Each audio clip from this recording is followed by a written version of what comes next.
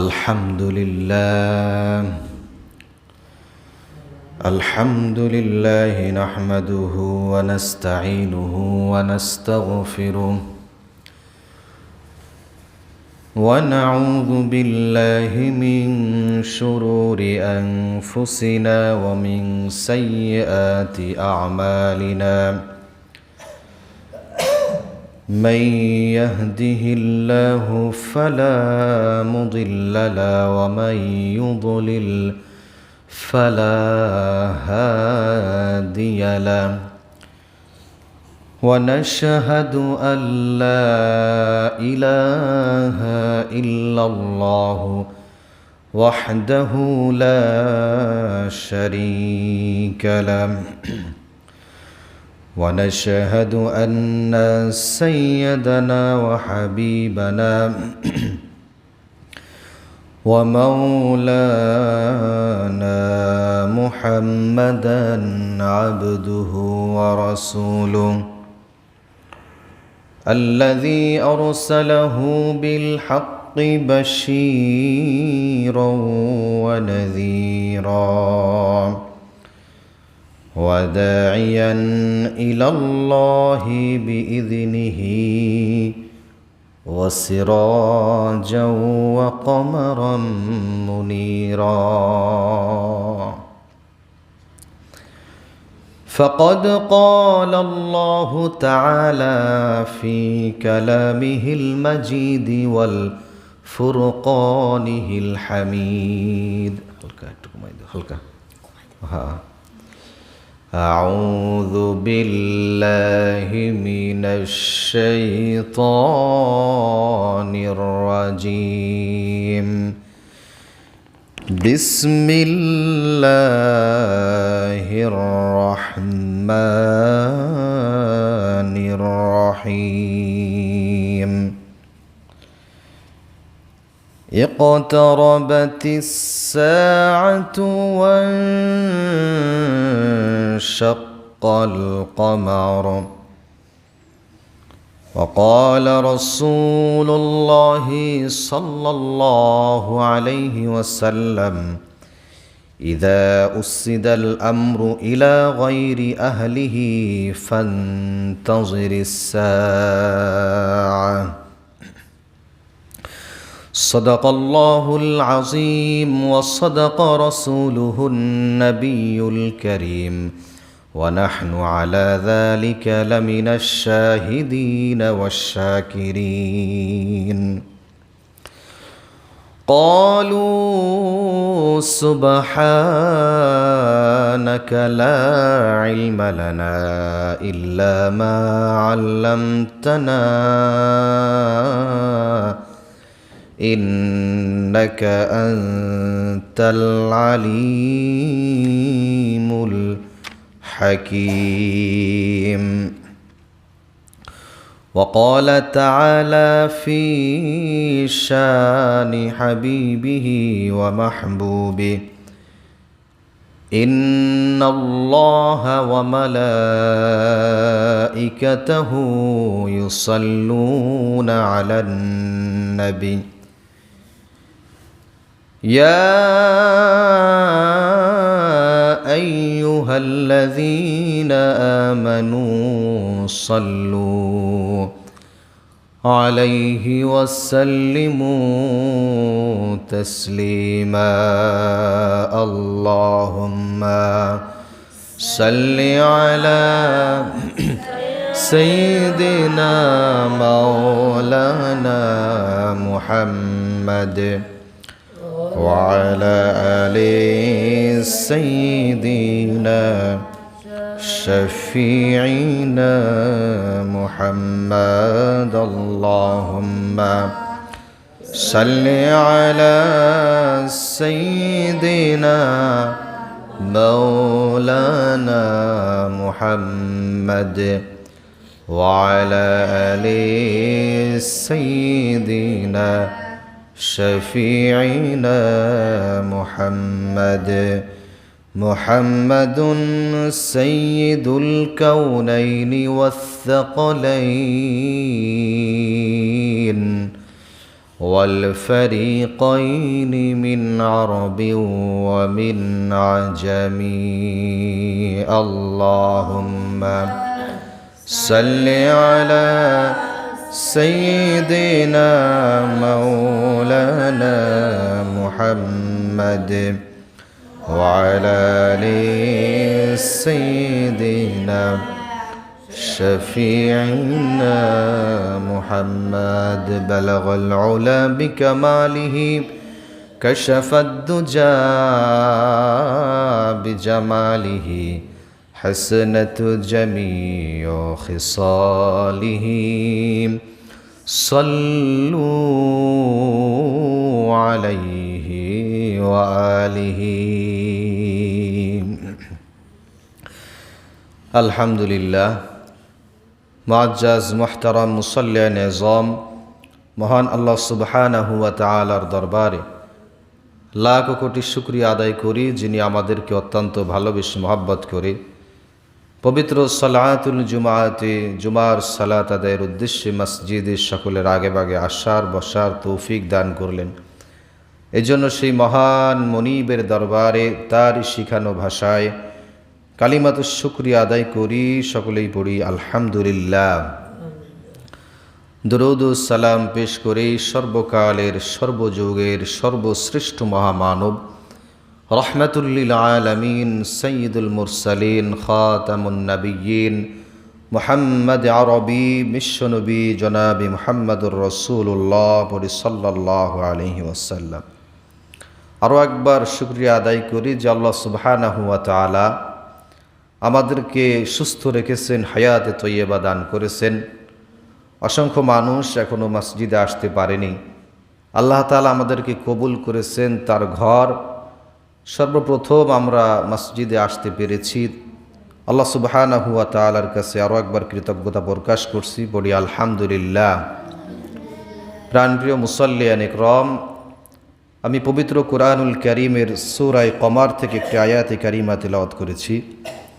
রাসূল করিম সাল্লাল্লাহু আলাইহি ওয়াসাল্লামের অসংখ্য অগণিত হাদিস থেকে একটি হাদিস শুনিয়েছি। এই আয়াত এবং হাদিসের আলোকে আমলের নিয়াত ইখলাসের সাথে কিছু আলোচনা শোনার চেষ্টা করব। আল্লাহ সুবহানাহু ওয়া তাআলা আমাদেরকে ধৈর্য সহকারে শুনে বুঝে নিজের জিন্দিগিতে আমল করার তৌফিক দান করুক, পড়ি আমিন। আল্লাহ সুবহানাহু ওয়া তাআলা আমাদেরকে হায়াতে তৈয়বা দান করেছেন, বিধায় আমরা 25 সাল পেয়েছি।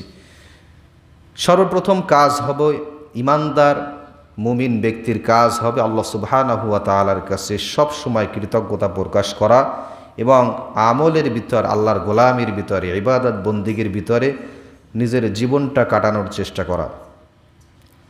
শুকরিয়া কেন আদায় করবেন? আল্লাহ সুবহানাহু ওয়া তাআলা পবিত্র কোরআনুল কারীমের ভিতরে জানিয়ে দেন, وهو الذي يتوفاكم بالليل ويعلم ما جرحتم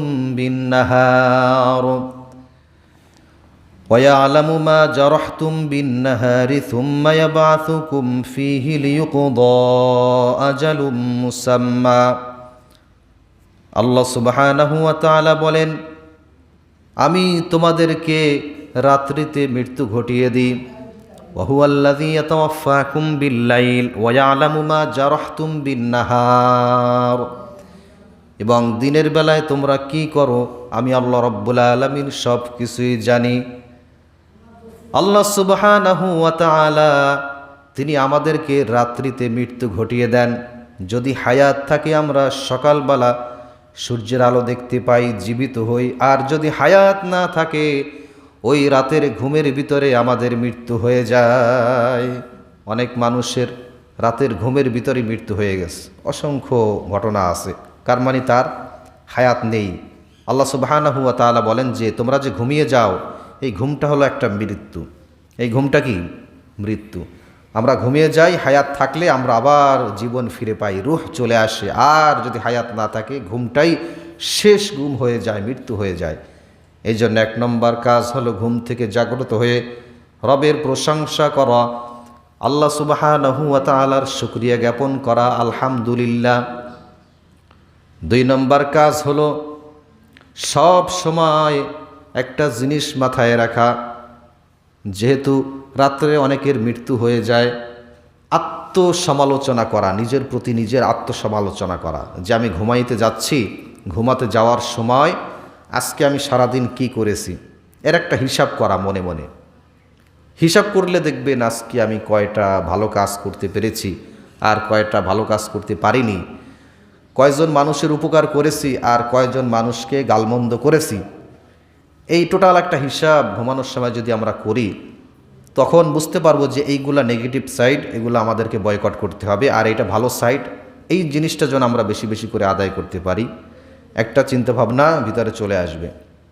এই জন্য আমলের ভিতরে থাকা, শুকরিয়া আদায় করা, আত্মসমালোচনা করা, এই কিছু পয়েন্ট মাথায় রাখা যে আল্লাহর গোলামি করব, কাউকে কষ্ট দেব না। দিন শেষে রাতে ঘুমাতে যাওয়ার সময় আত্মসমালোচনা করব নিজের প্রতি, তাহলে আমলের ভিতরে আস্তে আস্তে পরিবর্তন আসবে ইনশাআল্লাহ। আল্লাহ সুবহানাহু ওয়া তাআলা নূতন বছরে আমাদেরকে পরিবর্তন হয়ে জান্নাতের পথযাত্রী যেন হতে পারি, আমলের ভিতর পরিবর্তন বেশি করে আনতে পারি, বেশি বেশি যেন খোদাবিরুতা, আল্লাহর ভয় ভিতরে নিয়ে আসতে পারি।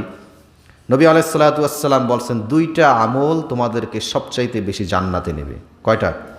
দুইটা আমল। একটা হলো খোদাবিরুতা, 2 নম্বর উত্তম চরিত্রের অধিকারী।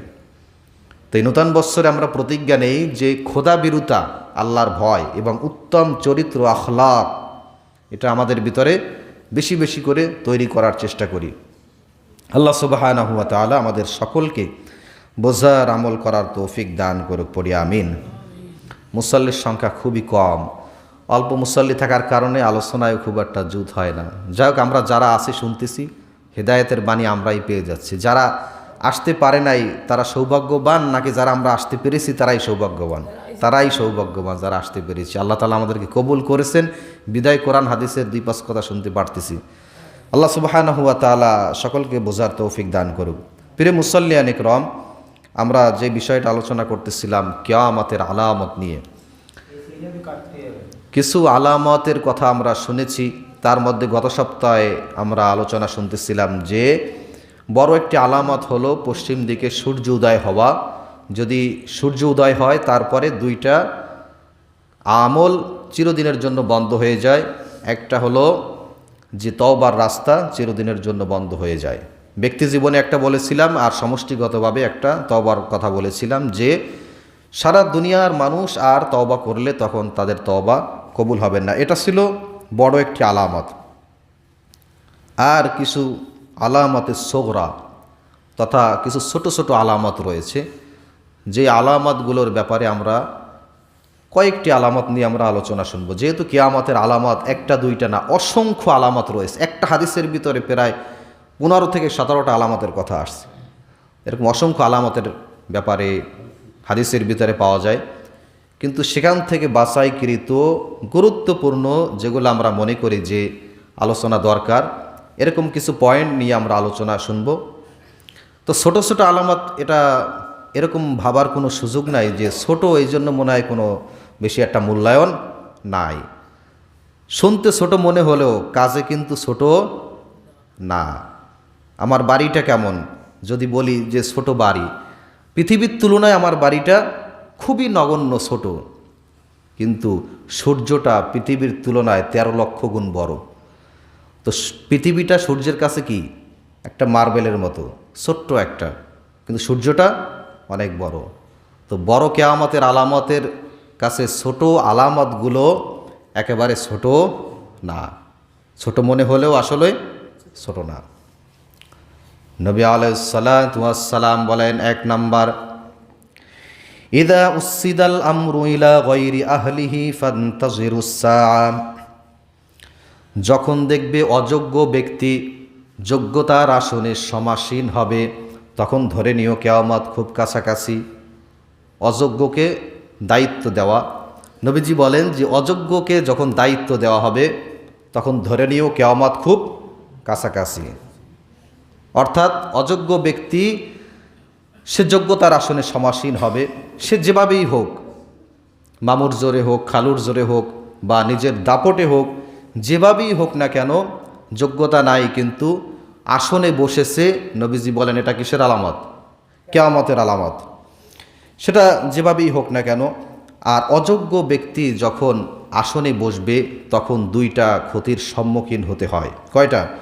দুইটা ক্ষতির সম্মুখীন হতে হয়। এক নম্বর হলো অযোগ্য ব্যক্তিকে দায়িত্ব দিলে সে কাজটা নষ্ট করে ফেলবে। যোগ্যতা নাই, বাজারের সভাপতি হয়ে গেছে, সেক্রেটারি হয়ে গেছে, যোগ্যতা নাই, চেয়ারম্যান হয়ে গেছে, যোগ্যতা নাই, মেম্বার হয়ে গেছে, যোগ্যতা নাই, পার্লামেন্টের সদস্য হয়ে গেছে। অসংখ্য ঘটনা আছে যেগুলা বলতে গেলে অনেক সময়ের দরকার। গান গাইতো অথচ চলে গেছে পার্লামেন্টে। তো যোগ্যতা নাই, তারপরও সেই জায়গাগুলো দখল করার কারণে এটা কিসের আলামত? নবীজি বলেন যে এটা কিয়ামতের আলামত। সেই কাজটা সে নষ্ট করবে। অযোগ্য ব্যক্তিকে দায়িত্ব দিলে এক নম্বরে ক্ষতি, সেই কাজটা কি করবে? নষ্ট করবে। দুই নম্বরে হলো অধীনস্থদেরকে জুলুম অত্যাচার করবে। দুইটা কুফল ভোগ করতে হবে। আমাদের সমাজে অসংখ্য জায়গায় অযোগ্য ব্যক্তি বসে থাকার কারণে ওই কাজটা তো নষ্টই হয়, আর তাদের অধীনস্থ যারা থাকে তাদের উপরে জুলুম অত্যাচার নির্যাতনের পরিমাণও বেড়ে যায়। দুই নম্বরে নবীজি বলেছেন গান বাজনা, নায়ক নায়িকা, নর্তকীদের সংখ্যা বৃদ্ধি পাবে। গান বাজনা, নায়ক নায়িকা, নর্তকীর সংখ্যা দিন দিন বেড়েই চলছে।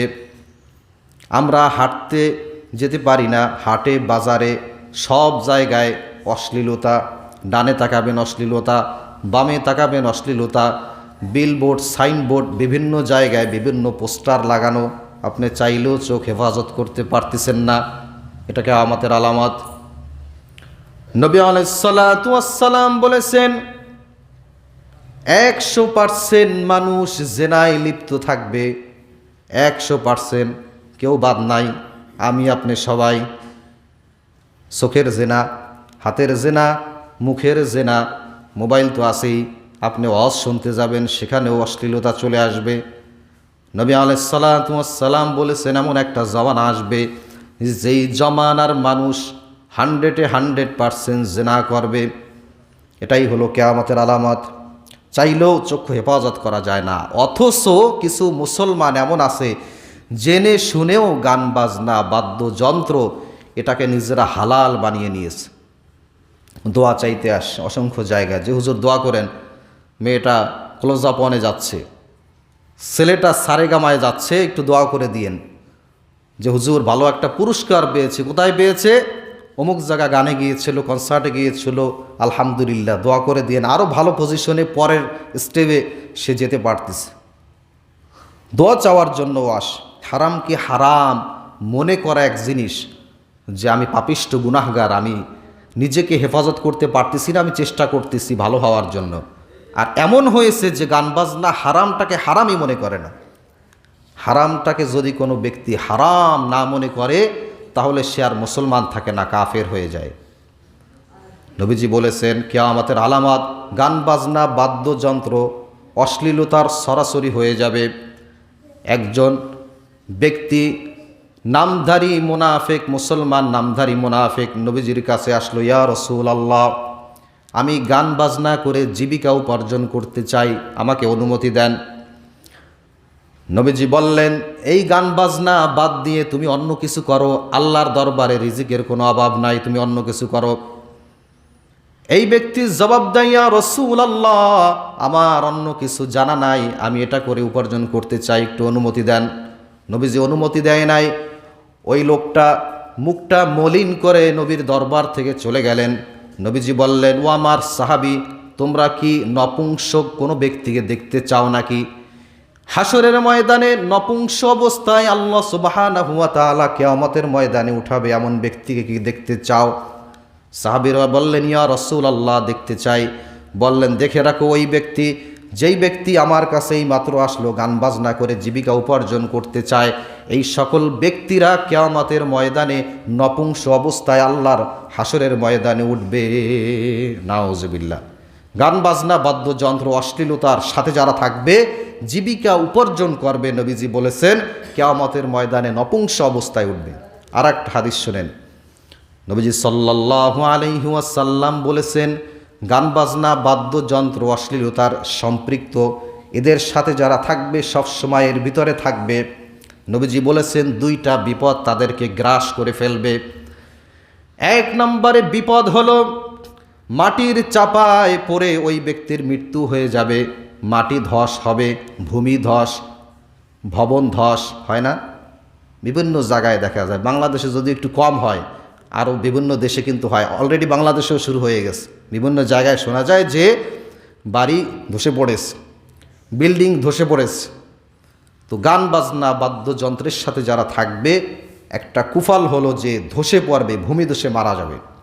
2 নম্বর কুফল হলো তার চেহারার বিকৃতি ঘটবে, এটা অলরেডি শুরু হয়ে গেছে।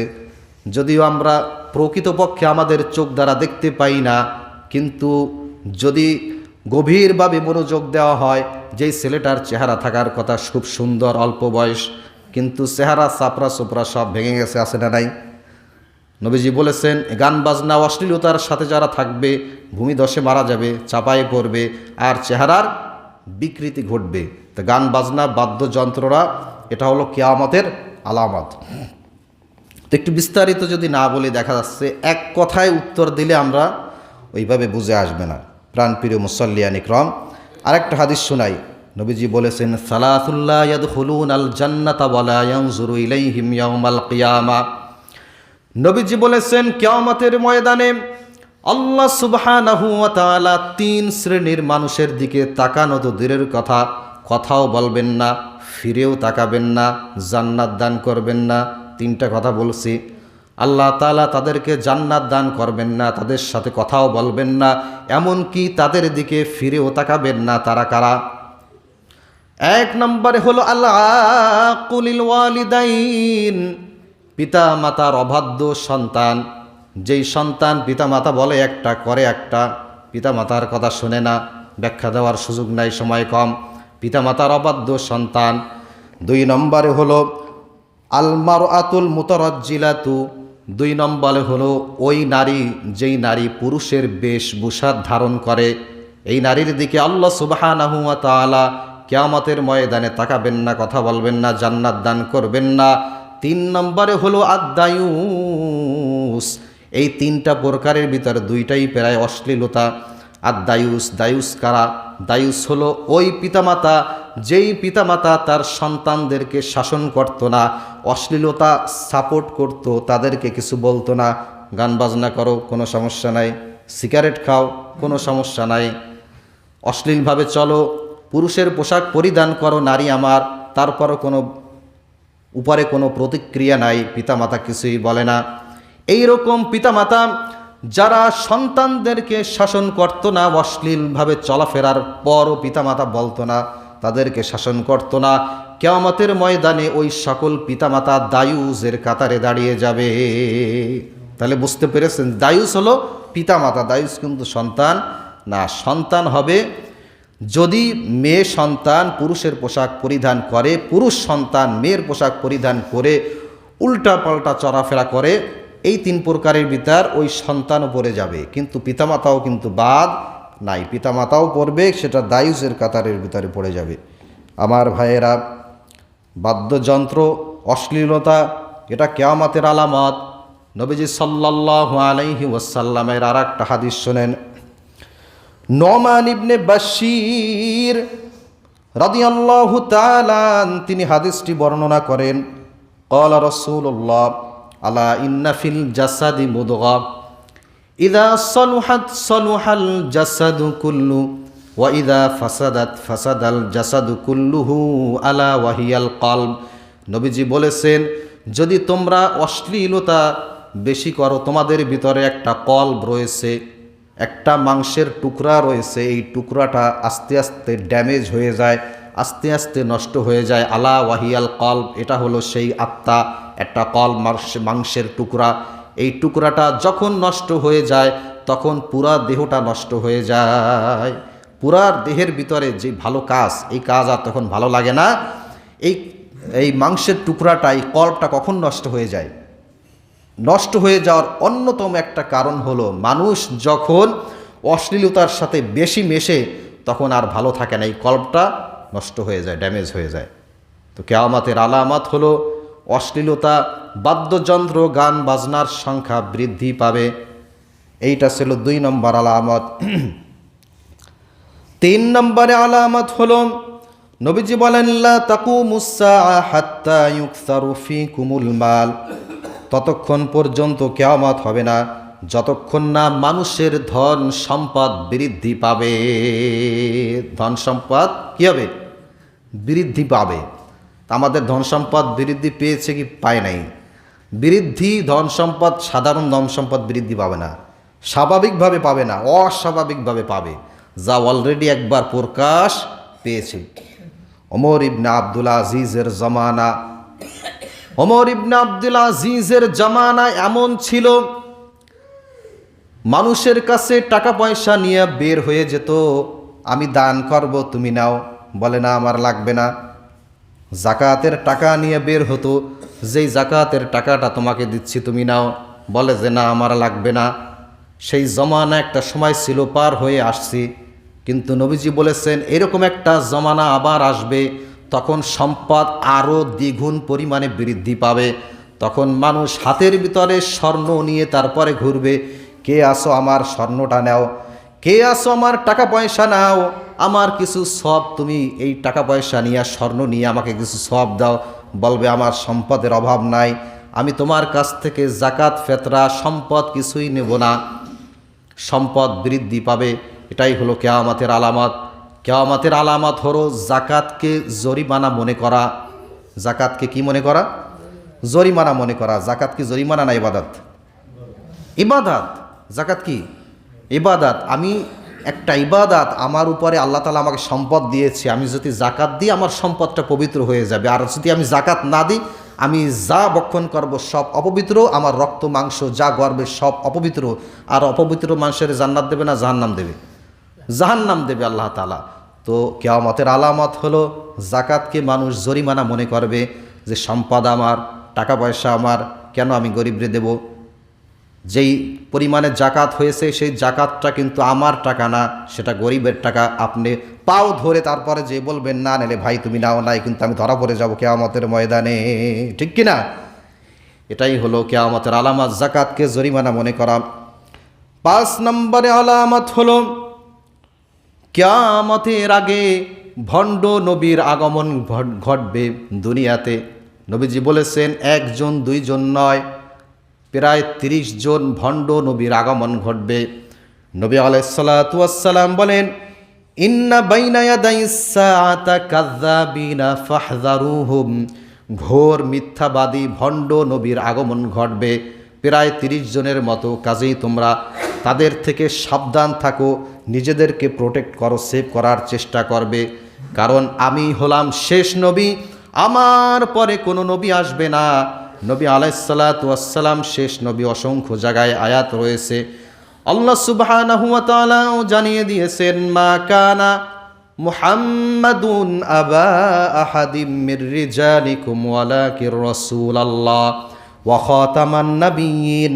মুহাম্মদ তোমাদের মধ্যে কোনো পুরুষের পিতা না, ওয়া খাতামান নাবিয়্যিন, তিনি হলেন শেষ নবী। নবী হলেন শেষ নবী। এরপরও ফেরকা আছে না নাই সমাজের ভিতরে? কয় তোমাদের নবী শেষ নবী, তাহলে ঈসা নবীর আগমন ঘটবে, তোমাদের কোরআন বলে, তোমাদের হাদিস বলে। তাহলে কিভাবে সম্ভব? তোমরা বলো তোমাদের নবী শেষ নবী, ঈসা নবী আসবে। ঈসা নবী কী কারণে আসবে? এর জবাব দেবেন এইটা, যে ঈসা নবী আসবেন, তার একটা কাজ বাকি রয়েছে, সেই কাজটা সমাপ্ত করার জন্য আসবে। নবী হিসাবে আসবে না, উম্মত হিসাবে আসবে। সেই কাজটা হলো তার মৃত্যু বাকি রয়েছে। কি আছে?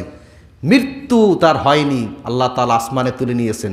সেই মৃত্যু সংগঠিত হবে, এই জন্য দুনিয়ার আবার তিনি আসবেন, বাইতুল মুকদ্দাসে নামবে, উপরে ছাদের উপরে আসবে।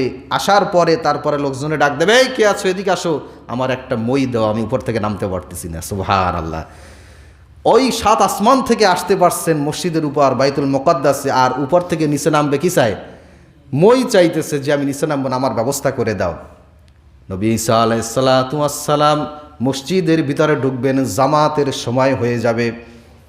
যেই ব্যক্তি ইমামতির দায়িত্বে থাকবে ওই ব্যক্তি নবী ঈসাকে দেখে বলবে, ইয়ে নবী, আপনি তো পয়গম্বর একজন আসেন নামাজ পড়ান, তিনি অস্বীকৃতি জ্ঞাপন করবেন যে আমি নবী হিসাবে আসি নাই। অন্য হাদিসের ব্যাখ্যায় মোল্লা কুতুবুদ্দিন ব্যাখ্যা দিয়েছেন যে উনি যখন সামনে আসবেন তখন নামাজের জন্য যাবেন না, কারণ তিনি এটা বুঝাইতে চাবেন যে আমি নবী হিসাবে আসি নাই, আমি শেষ জামানার নবীর একজন উম্মত হিসাবে আগমন করেছি। সুবহানাল্লাহ, একজন উম্মত হিসাবে আমি আগমন করেছি, আমি কোনো নবী হিসাবে আসি নাই।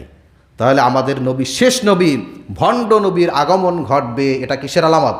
কিয়ামতের আলামত। আরও অনেকগুলো আলামত আছে, আমরা ধারাবাহিকভাবে আমরা পরের জুমায় আমরা কিছু আলামত শোনার চেষ্টা করব। আল্লাহ সুবহানাহু ওয়া তাআলা আমাদের সকলকে বোঝার আমল করার তৌফিক দান করুন।